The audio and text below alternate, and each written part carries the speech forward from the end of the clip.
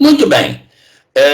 Mais uma vez, um grandioso prazer, uma alegria enorme ter a oportunidade de me encontrar, ainda que via Skype, para uma entrevista com a nossa querida doutora Raquel Stuck, infectologista, e figura que nós temos o maior respeito, pois desde o início da pandemia foi uma das vozes que mais prestou informações ao povo brasileiro através dos veículos de comunicação, através da Sociedade Brasileira de Infectologia, esteve junto das pessoas nos piores momentos da pandemia, nos momentos mais dolorosos, onde muitas pessoas, cada um de nós, perdeu um amigo, perdeu um familiar, e agora nós estamos vendo aí esse número aumentar de uma maneira diferente, com a variante Ômicron, que, como sabemos, é mais infecciosa, porém,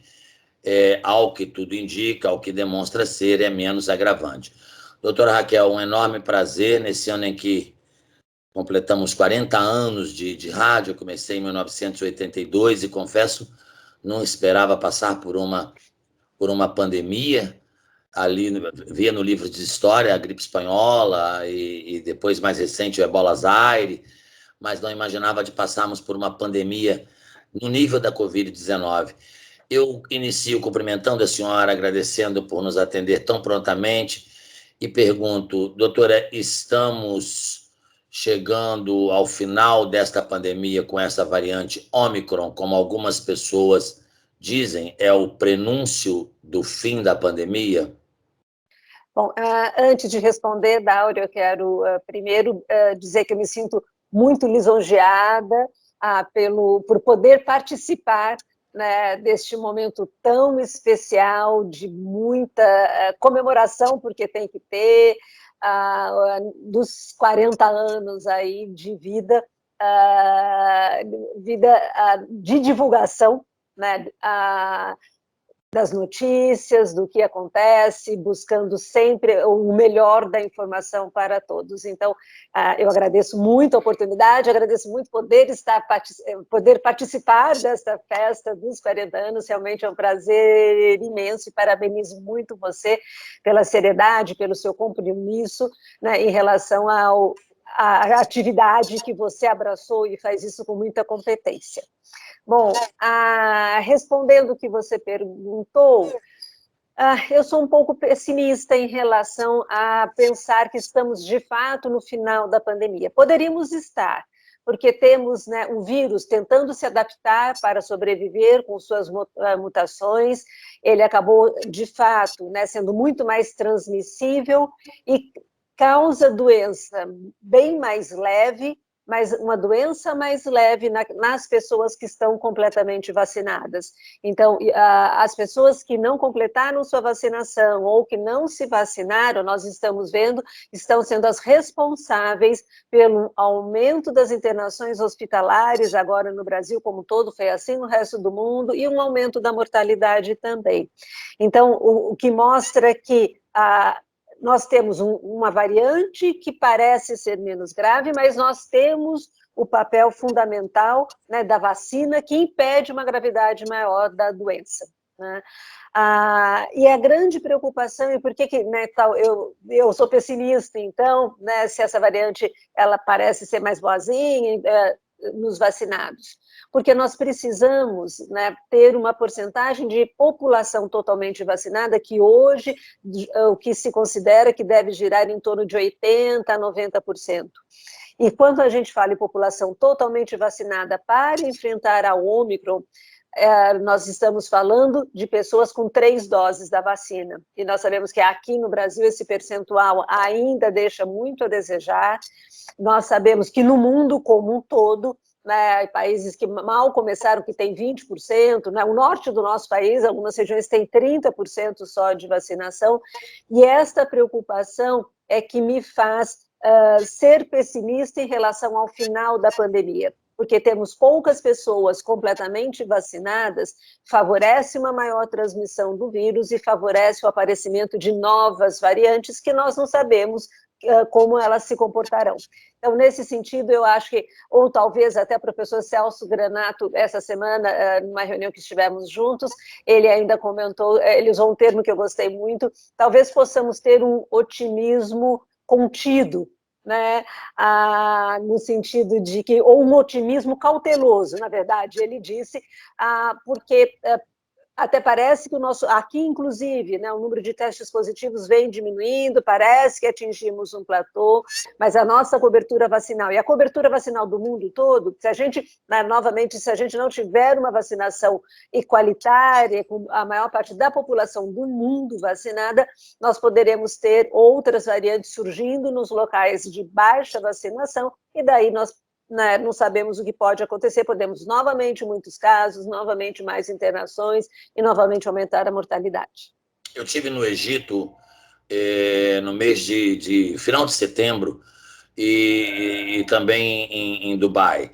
E no Egito, um público vacinável é um país imenso na África, né? Um país pobre, que vive basicamente do turismo, com apenas 8% de pessoas vacinadas, e eu perguntei a um jornalista da Associated Press, que me acompanhou em alguns locais lá, e ele disse, eu disse o que o egípcio faz, ele disse o que nós fazemos há 5.000 anos, rezamos, porque é o que nos resta. Doutora, nós temos visto fruto de negacionismo irresponsável de grandes autoridades brasileiras, das mais importantes autoridades brasileiras, de ministros da saúde, de técnicos do Ministério da Saúde comprometidos com ideologias e não com ciência. Primeiro tivemos a cloroquina, depois a anita, ivermectina e todas essas panaceias que se mostraram completamente imbecis e não eficazes.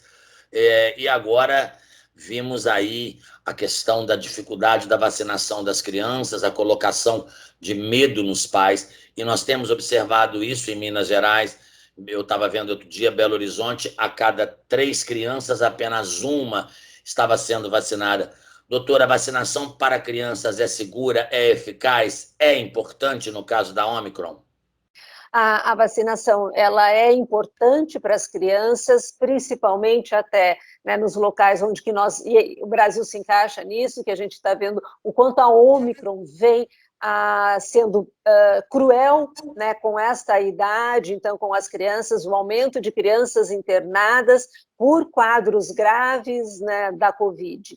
Então, infelizmente, é verdade que as crianças podem ter quadro grave, que elas podem vir a morrer pela Covid, elas podem ter aquela síndrome multissistêmica inflamatória que é extremamente grave, que aparece semanas depois, né, de um quadro até leve, às vezes desapercebido da Covid, mas que tem uma mortalidade muito alta, e sem falar também da síndrome da Covid longa, não é?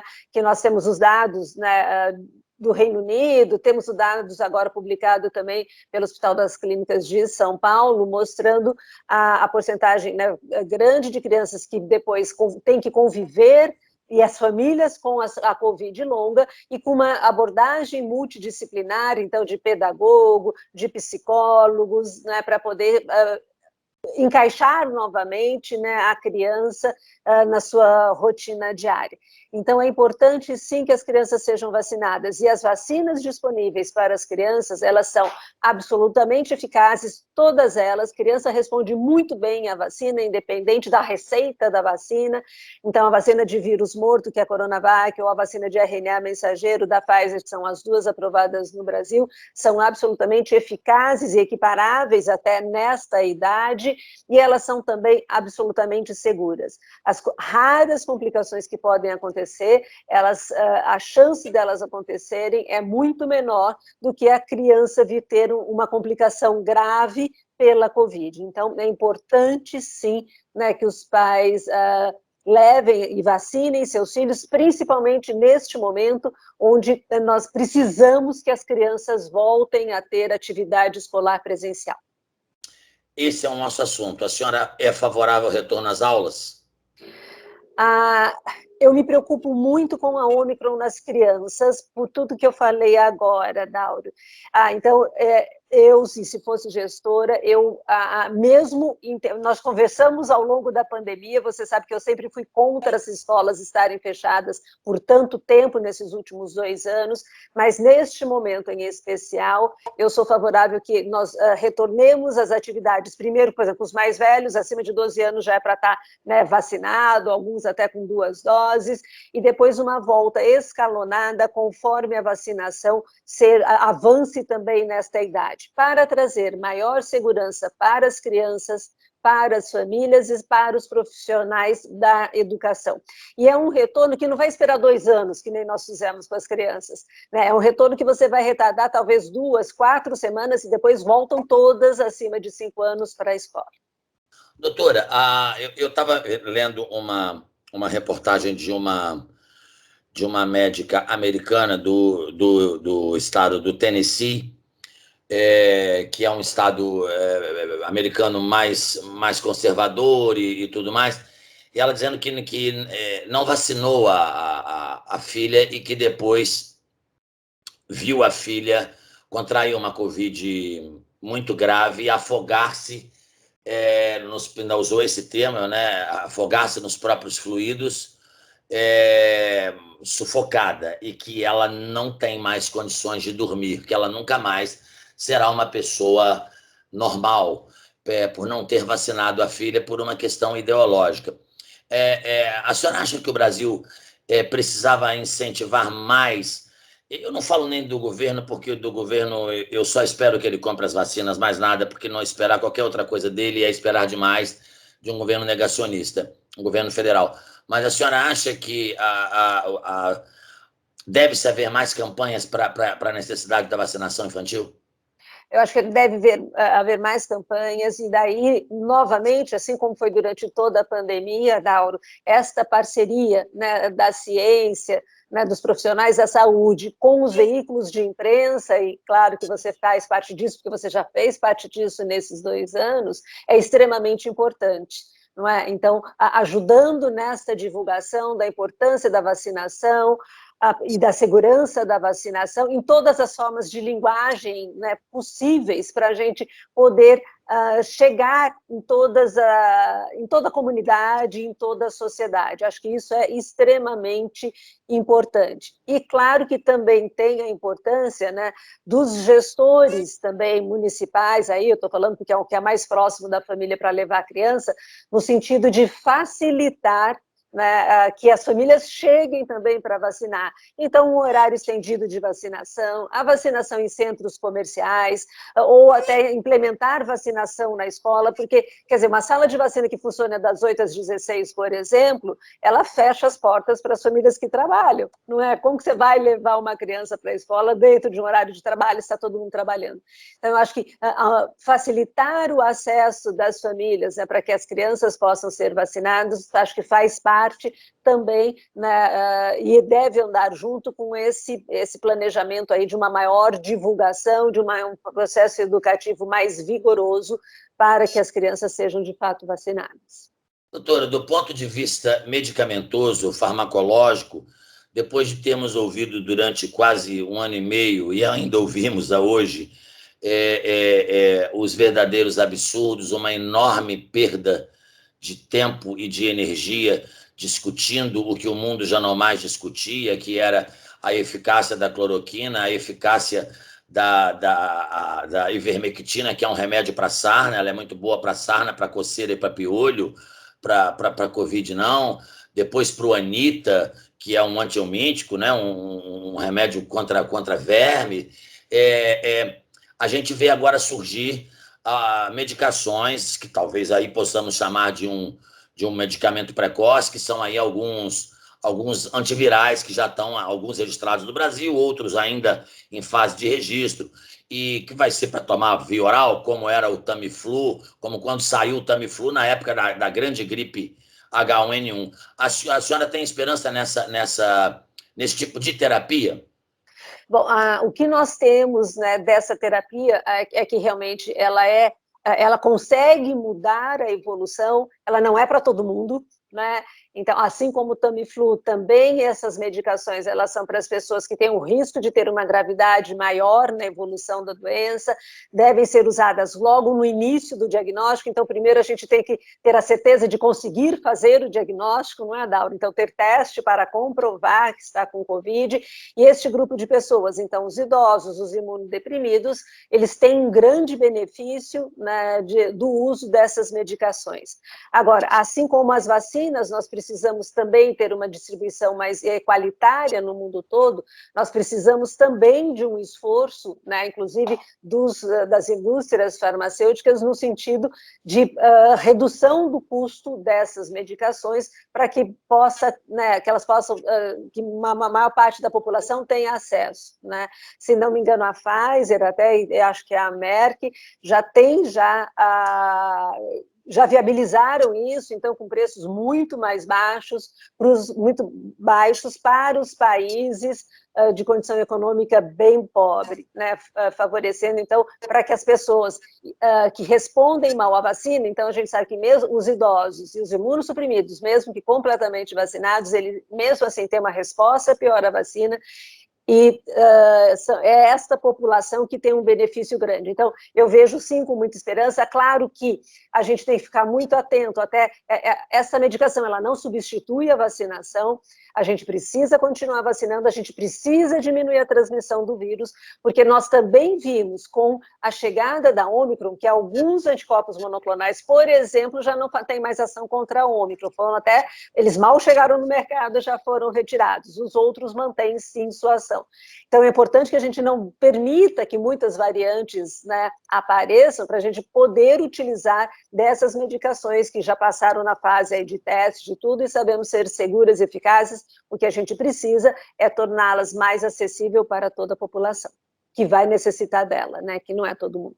Eu quero agradecer imensamente a senhora pela sua entrevista esclarecedora, pedagógica, como sempre, com um linguajar de fácil entendimento para as pessoas que nos ouvem, algumas que têm maior facilidade de compreensão, outras que precisam de um linguajar claro para que possam entender. Desejo que a senhora continue saudável, linda como a senhora é, e linda por dentro e por fora, e ajudando o Brasil. A senhora que é uma das maiores autoridades aí no combate ao Covid, nessa pandemia, ajudando o Brasil a superar esse momento. Deus lhe abençoe, muito obrigado. E não é, a senhora sabe que nunca tchau, é sempre até uma próxima vez e que seja breve. É um prazer poder contribuir e colaborar com o seu trabalho, Dauro. Eu espero que a gente possa conversar sempre no horizonte, com notícias e perspectivas mais animadoras também. Parabenizo você novamente e que Deus abençoe a todos nós, especialmente você nesses 40 anos, e a todos que o acompanham aí de pertinho também por este tempo. Grande abraço, até a próxima. Até, tchau, tchau.